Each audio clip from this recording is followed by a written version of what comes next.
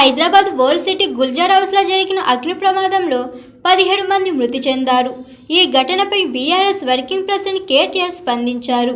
ప్రమాద వివరాలు తెలిసి అత్యంత షాక్కు, బాధకు గురయ్యారని ఆయన తెలిపారు. ఈ ఘటన చాలా హృదయ విదారకం.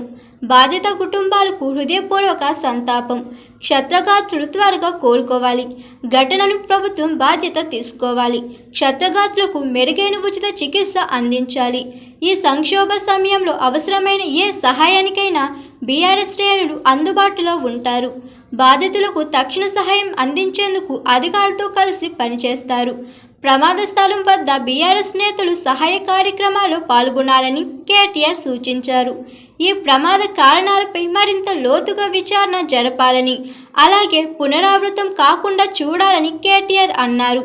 బాధిత కుటుంబాలకు తగిన నష్టపరిహారం ప్రకటించాలి. ఓల్డ్ సిటీతో పాటు హైదరాబాద్లో అగ్ని భద్రత చర్యలను మరింత బలోపేతం చేయాలి. అగ్నిమాపక శాఖ సామర్థ్యాన్ని పెంచాలి. ఈ విషాద సమయంలో హైదరాబాద్ ప్రజలందరూ ఐక్యంగా నిలిచి బాధితులకు అండగా ఉండాలి అని కేటీఆర్ విజ్ఞప్తి చేశారు. హాయ్ ఎవ్రీవన్, నేను మీ Pavani. Please like, share and subscribe GRTV. Hi, I'm Jyoti Singh. Please like and subscribe GRTV channel. అందరికీ నమస్కారం. నా పేరు Sambit. Please like and subscribe GRTV. Thank you.